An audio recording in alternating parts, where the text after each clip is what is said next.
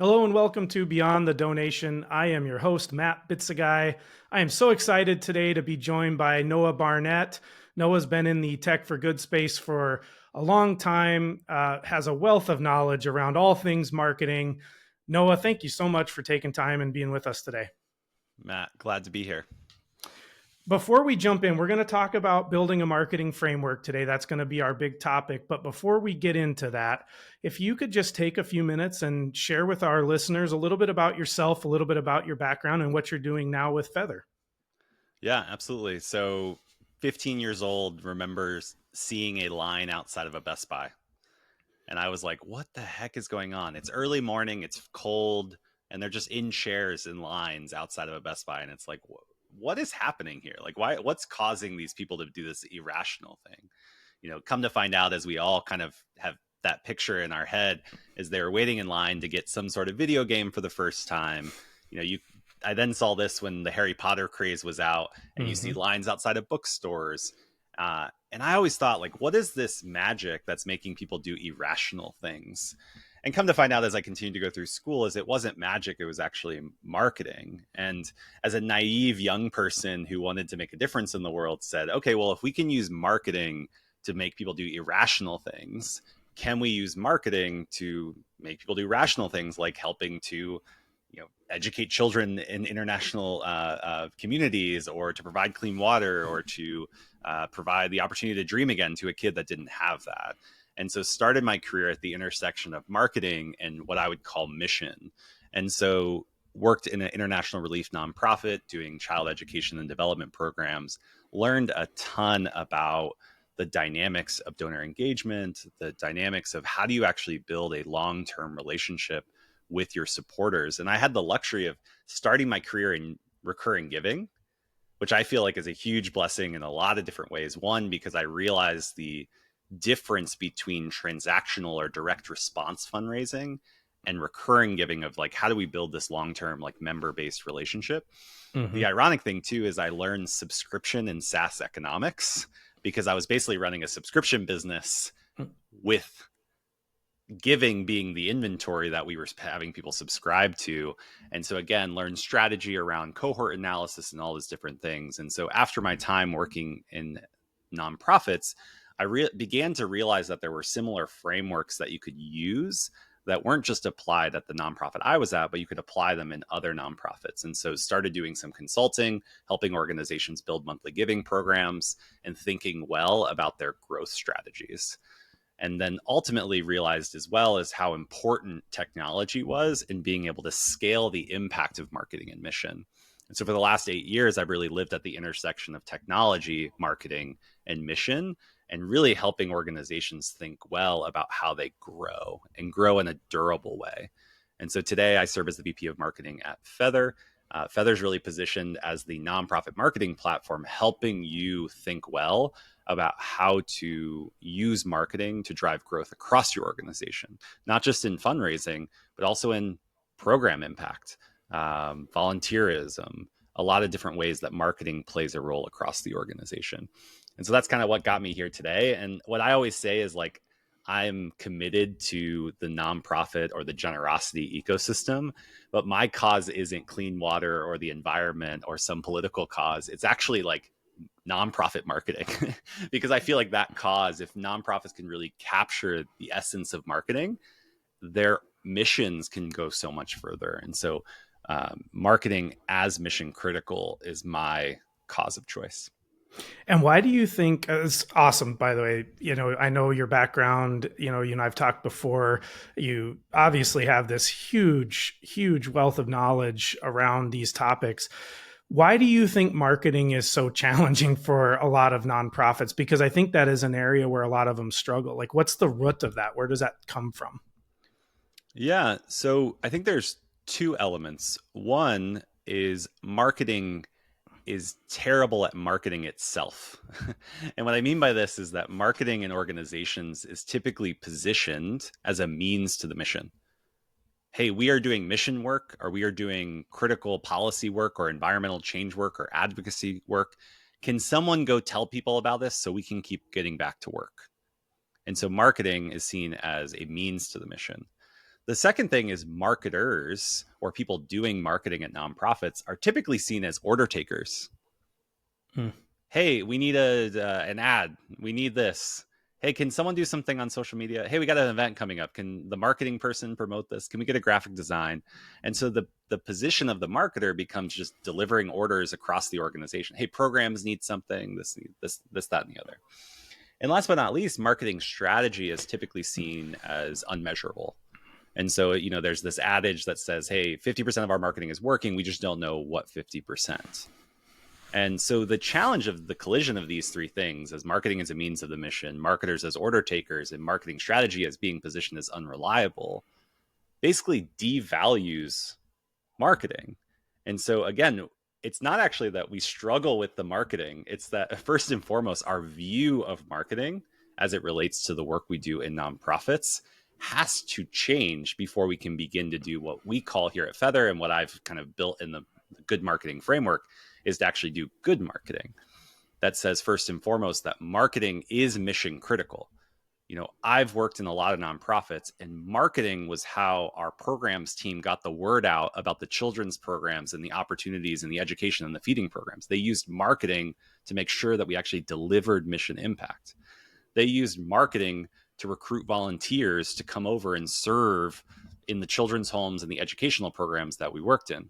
They used marketing to tell people that educating children in impoverished communities was important. And it wasn't about the education, it was about unlocking the opportunity for kids to dream again.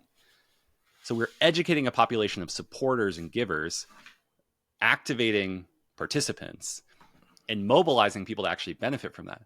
Marketing is at the intersection of all those things. Marketing is mission critical in that organization. If you stop doing marketing, that organization closes because they can't actually do the work that they're doing. And if we see marketing as mission or as mission critical, it's different. And then we can begin to think well about, marketers aren't order takers. Marketers are strategic leaders. They should have a seat at the table when we're talking about how do we actually impact and drive growth to our mission. And if you adopt modern marketing practices, marketing strategy can actually be extremely measurable. Now, the challenge is that we as people doing marketing have to be brave enough to want the number. I talked to many marketers and I'm like, they're like, we don't have budget, we don't do this. And I was like, well, what number do you own? They're like, well, we just help this team and we help this. No, you need to own the number. You need to be tied to whatever the growth mechanism. If you're helping programs, how are we driving more kids getting fed or activating policy signatures? If you're on the fundraising side, how am I marketing to drive dollars in or donors in, whatever the measurement is? We need to take ownership as marketers of the numbers, because that changes then how we even think about marketing. Mm-hmm. Instead of it being what many call arts and crafts, and I hate that as a marketer, but often we get criticized as doing arts and crafts, we actually say, no, we're trying to grow new donor acquisition next year. Okay, great. What are our levers of that? Okay, who are we trying to acquire? Who are our best donors today? What do they look like? Where did we get them from? Okay, interesting. Can we mirror that in our acquisition strategy? Okay, now we can begin to talk about channels, content, campaigns, because we understand the goal and the objective. We understand who we're trying to go after. Now we can figure out how do we cultivate connection with them. Same is true on the retention side. We're trying to increase retention rate by 15% of this specific cohort because that's going to equal 5% revenue growth in our organization. Great. Okay. Who are those people? What do we know about them? What do we understand? Okay. Now let's talk about content channels, campaigns, email, Facebook, TikTok, billboards, events, etc. If we start with the activities, or what I call the ings of marketing, we're doing ings to the market instead of marketing, which is the market first and the activities second. The market drives the activities. The activities to the market is how we end up in a state that marketing is difficult. So I know I answered the question in kind of an impassioned thing, but this is my cause, is that like the reason marketing is so hard is because of how we view marketing and then how we orient marketing by starting with activities and then pushing them out to the market. We have to flip the script on both of those. And that's going to help our organizations not only adopt good marketing, but I think drive extreme growth across all of the causes that each of you are working on every single day. Yeah, and I think the other component that nonprofits face that is this idea that marketing is overhead and that donors don't want to cover that. That's a whole different thing than what you're dealing with maybe in the for-profit sector around marketing that I think also creates kind of a challenge that's unique to the nonprofit space when it comes to marketing. And I think I'm sure you don't agree with that based on everything you said, but it's still a very real thing that I think a lot of them deal with as far as how it's perceived by donors. Yeah. My response to that is twofold. One is that I think we compare ourselves too often to for-profits and say, look what for-profits can do that we can't do. And there's a fundamental flaw in that from my perspective and experience, that what nonprofits, removing the word nonprofit or for profit, but what we are doing as mobilization organizations is gathering people together with like minded beliefs, either for something or against something, to collaborate together to drive impact and or a delta of change on that specific cause. That is about collaboration, not commerce. When I buy something from Apple, I'm buying identity and belonging and all of these different things. There's a different level of transaction and relationship I'm having because it's a commercial or a commerce driven thing versus what many of you all are doing listening to this podcast is collaboration. And I think if you think about it as collaboration, not Yeah, I love commerce, that. it enables us to think differently about things because then each stakeholder, whether you're being paid by the organization, you're benefiting from the organization, or you're giving to the organization, we are all people working together to make impact happen. Now we can start having honest conversations with our collaborators about what we actually need to drive our mission forward. And that might mean Mr. Mrs. They board member, how did you find out about this organization? Oh, I attended an event. I learned about the cause and the challenges that refugees were having in this country through the article I read that was PR that you drew. Awesome. You found out about this because of marketing. You were educated, which was part of our mission. We have to educate about our cause. We have to reinforce care for the cause. We have to drive connection to the cause as part of our work to drive change on the cause. Now, can we all agree that we would love more people like you connected to this mission so that we can all collaborate to drive change in this? Yeah, that makes total sense. Okay, great. Here's the strategy we're going to do. When we start saying we need more money for overhead, we need more general funds, we need all this other language that we use in the space, no one wants to fund general fund. No one has any clue what that means. Mm-hmm. But what they Yep. do want to do is mobilize 1,000 more people to give to the cause so that we can grow revenues by 10% and help 100 more children next year. Yep. Yep. That doesn't mean I need Yep. to Makes total fund all sense. of my program's costs. That means I need to run a Mm-hmm. campaign and drive change. But if we keep saying we need general funds or we need to pay for our staffing, we make it sound so lame and we're trying to convince people to fund this work versus collaborate to make the change that we're trying to drive. And again, Seth Godin talks a lot about this, and I've adopted it. Language really matters. And I think Mm-hmm. part of our challenge around funding marketing or driving growth in our organization is around the words and language that we use to talk about the work. And hopefully we can give new language hey, we're about collaboration, not commerce. It's Mm-hmm. not about overhead versus programs expense. There's different words we can use to drive collaboration and drive action. People want to be a part of the change. Yep. That doesn't mean all of their dollars need to go to funding the specific truck supplies that delivered the food in the various places. So Noah, you talked and you touched on that you have created something called the good marketing framework. And I'd like to kind of dig into that a little bit about and have you tell us a little bit about that. I know there are some guiding principles with that, but first off, what is the good marketing framework and what's your goal with that?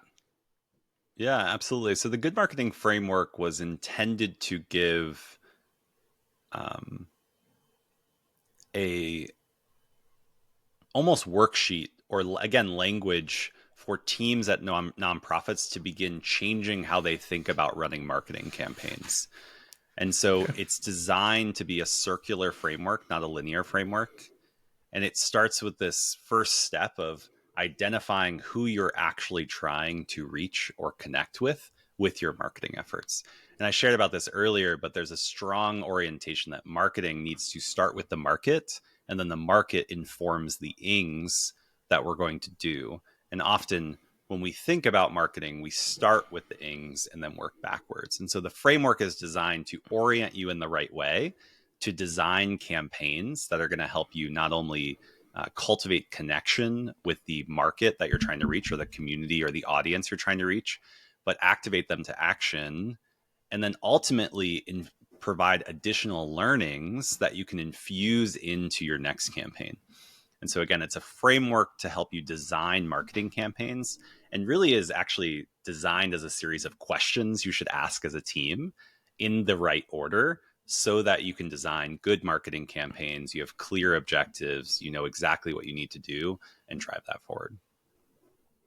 And so, what are, if you're breaking it down, there's the four principles. Can you kind of walk us through what those four are? And then we'll dig into each one a little bit separately.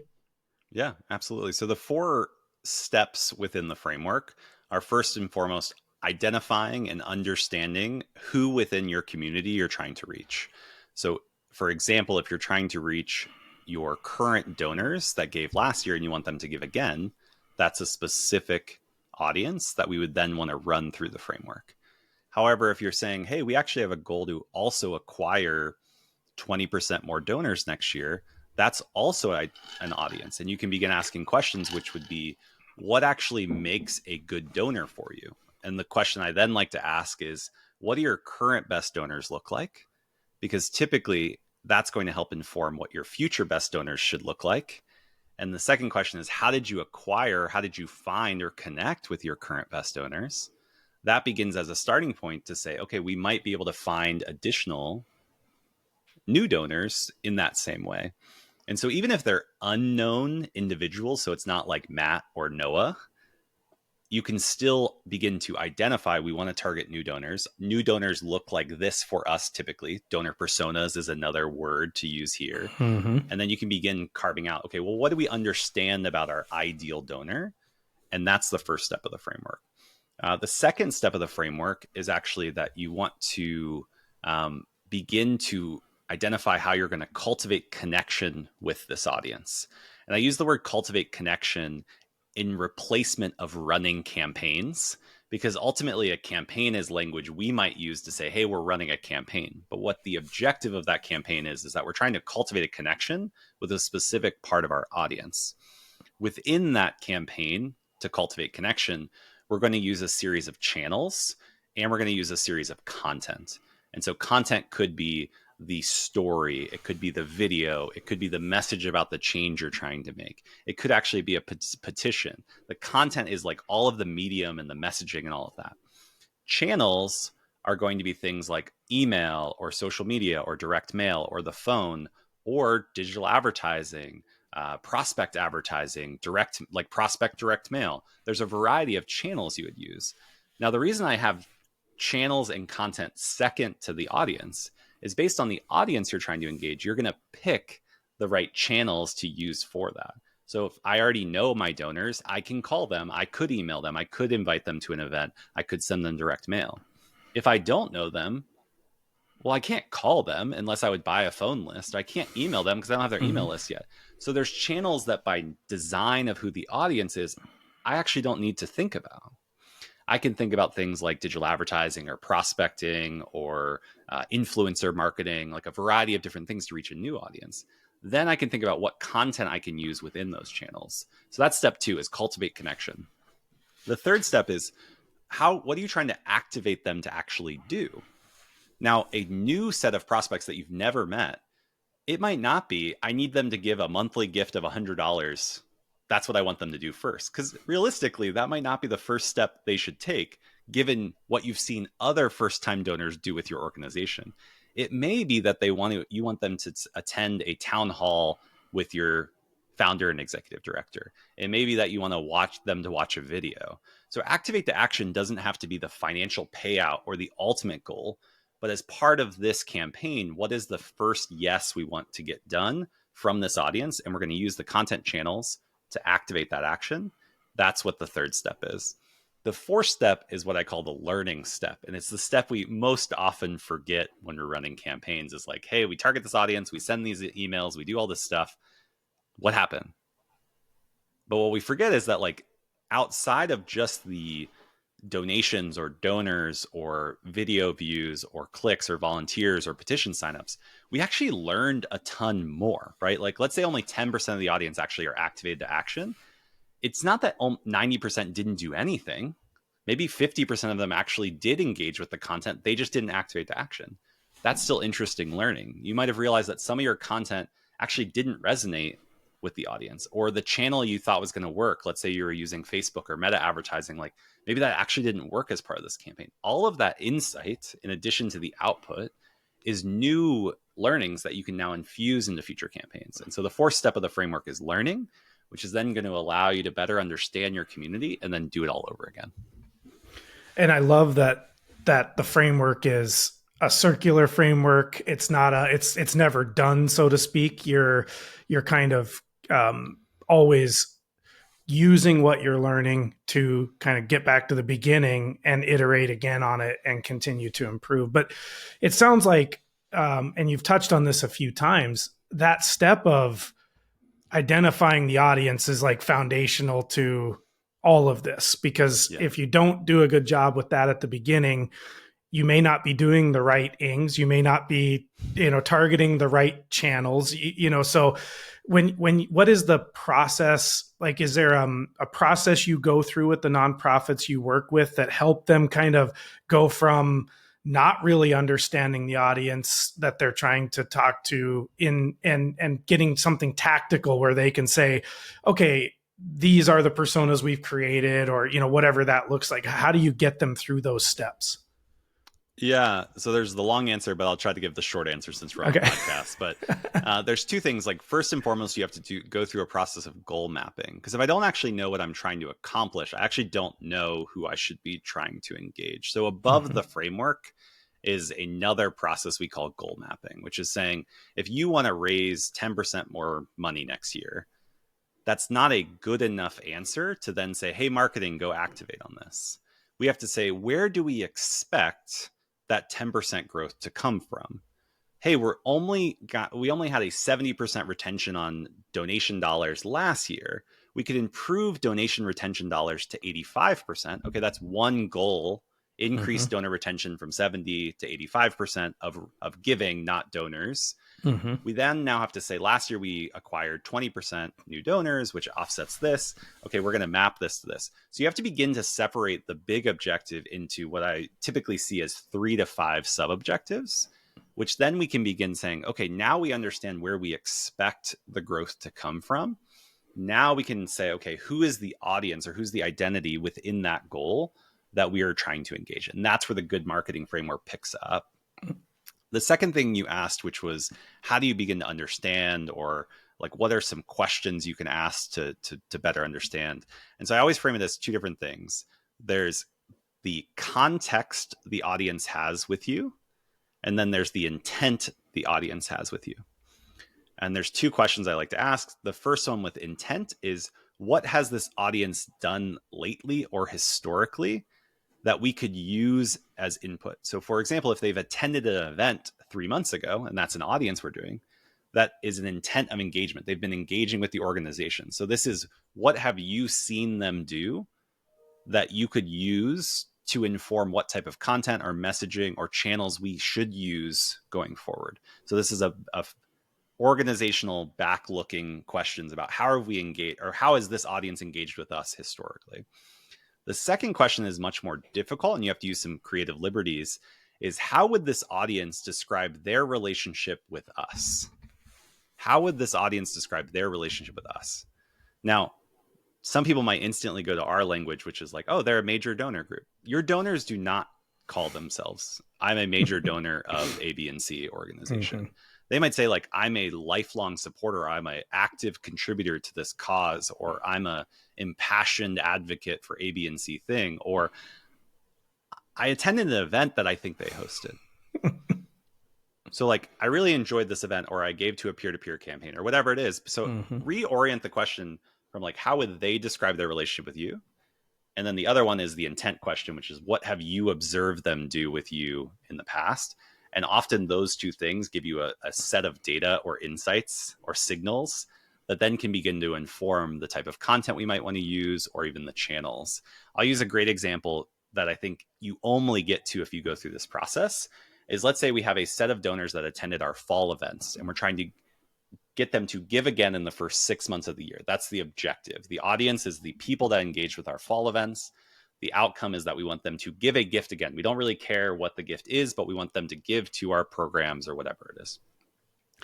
The benefit of understanding that they attended that event is that now I can use that context. Like they were at the event when the balloons dropped or the confetti dropped at the end of the night when we finally hit our goal. I can open my content and my story with, we sat in the room, it was 5 till 9. The clock was ticking away and we were $100,000 lower than the goal. Someone finally raised their hand and said, I'm in for the rest. And the confetti and balloons dropped. We were there together in that moment. Like you can't do that if you say, hey, we're going to send a fundraising appeal to our whole donors and like hope for the best, right? Like I can be more intimate and personal and true, which is the best form of marketing, if I start with understanding the audience, the context they have, and I can embed that into how I begin to cultivate reconnection with them. So that's just one example of how that works. Yeah. We talk a lot about that with, this idea of getting away from you're sending the same message to all your donors at the same time. There's no, you're not trying to personalize anything. You're not trying to make connections. It's just, it's ineffective. And, we talk a lot about having to have the right data to be able to drive your ability to say, I'm going to, make these different segments and I'm going to engage with them differently based on what I know about them and what seems to be what engages them. And I think that's what I love so much about what you're talking about with the good marketing framework is this idea that the audience and the definition of that audience and understanding of that audience really is what drives those next pieces of channels of content. And I think we see it so often where that piece is missing. And so we're just blasting out social posts. We're just blasting out emails. We're sending out whatever it is with no real strategy around how that's going to make a connection. So this just really resonates with me a lot. Yeah. And I think it will with our listeners as well. Can I comment on that though? Because I love it. This is the other thing I hear is like, we don't have time to do this. Mm-hmm. The thing about this framework is it actually gives you back time because everything you do has more intention. Mm-hmm. And so I don't need to be on Facebook posting once a day if it's not aligned to my strategies. So this is actually a freeing thing that says, hey, we can get rid of all this like status quo stuff that we're doing. Like we're consumed in ings and we have no time to think about the market. You're not doing marketing at that point. I would defund that as well. Like, Mm-hmm. That's not something anyone do is like, we're just running in the circle on the wheel. And so what I would invite people to do is if you walk through the process, if you think about marketing through the good marketing framework, you map it to goal, you begin taking ownership over key objectives within the business, it actually gives you back time and the yield on your efforts become much more and more. And so I would just invite the person that's saying, this sounds like a lot of work. Like, I don't have any time. I'm busy. I get it. Like nonprofits, you have to wear so many different hats. Yeah. But are those hats useful? Are the things we're doing useful? And that's what this is like an intention filled framework. Just like, can we just be focused on what matters most? Let someone else post on Facebook every day if that's what they want to do. Yeah. That might not be the best strategy for what you all need to work on. And then measuring all of this. I mean, I think that's the other part that I think seems to be something that scares a lot of nonprofits is like, so I'm going to do all this, but I don't know how to effectively measure this and learn from it. Like how do you respond to that? What's your guidance for these organizations who don't know what tools they should be using or how to start that process of like, being data driven around like what's actually working, what's not working, how are they measuring it and so forth? Yeah, so I think there's two kind of really practical things. Like one would just be taking the opportunity to look back. Let's say your most recent campaign, the efforts you did in Q3 or Q4, and having a what's called like a dispassionate analyst lens to say like what actually happened. Like get really curious. Like, hey, we sent all these emails. Like, what happened? Like, oh, that was interesting. Like, even if you're the one that wrote the emails or decide to send 7 emails instead of 3, like take the effort and humility to say like what happened, what actually drove. We sent all these emails, or like we were marketing to these people that, you know, it was 1,000 people, and we sent all these emails to them. Did they, what was the giving overall, not through just email, but like what was the giving overall from these 1,000 people? Oh, only 10 of them gave. Oh, interesting. What else did we learn from this? Like, did they go visit the website? Did they do this? Like, get really curious about like what actually happened versus what we did. Mm-hmm. And so that would be the first step, is just taking an exercise to say like what actually happened, what do we know, what do we learn from the campaigns, and then okay, that's interesting. Now we can begin to do the second thing, which is we are at least going to be more clear what would be referred to as like SMART goals are Mm-hmm. for this activity we're doing. Hey, we're about to do this event. Okay, an event, we need to get 1,000 people, or we need to get 100 people to buy tickets. Okay, great.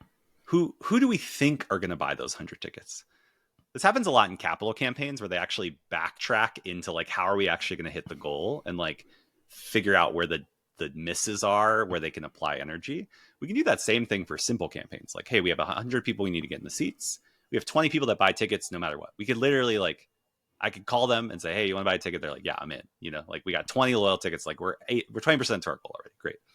Okay, we have 50 people that like came last year that we want to invite again. We expect maybe 30 of them. Okay, we're going to try to get 40 of the 50 people that came last year to come again. Okay, and we're going to map some activities we're going to do to make that happen.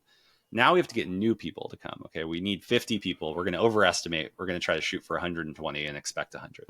Here are the activities we're going to do. Now go do that and then see what happens. But Mm-hmm. I think it's answering the question up front, like what do we actually expect to happen when we do all of these things? Like when we send all these emails inviting people to this event, what do we actually expect to happen?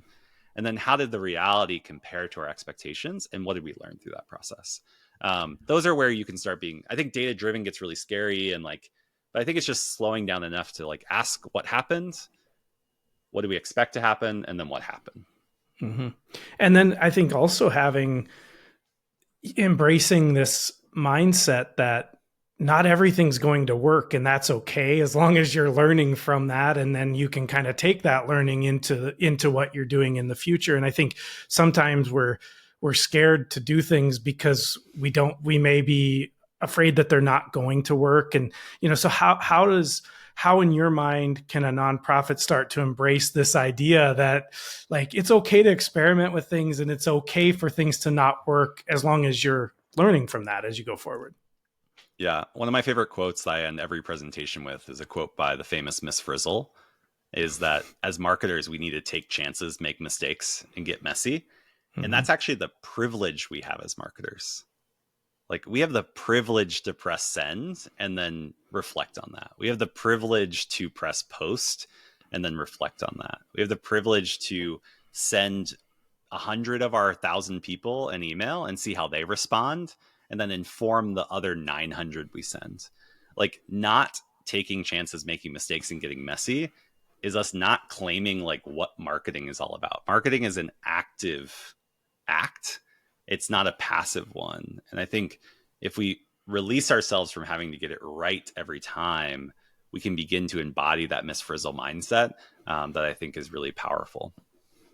Yeah, I love that answer, and I think that's really a powerful thing for our listeners to hear, that those are okay things. They're not just okay, they're good things. And so Yeah. it's good to embrace that. I've Noah, never if you had figured out one, what oh, works. Oh, sorry. I've never figured out what works well in a Zoom call or a boardroom or a meeting room. You actually learn what works well, like on the floor or sure. in real time or at the action or by pressing publish. And so, again, in some ways, like the person that is deeply committed to pursuing what is true, this should be releasing, because you can't figure out what's true on a Zoom call in a boardroom with your team. You got to go out into the market. Yep. because the market's going to tell you what works and what's And true. So the market changes too. It's not a static market. So what's true today may be not true a year from now or even 3 months from now. And so that's where that cycle of continuing to do these things. It's not a your good marketing framework is not a static thing. It is a living yeah, thing that you're kind of working through. So yeah, absolutely.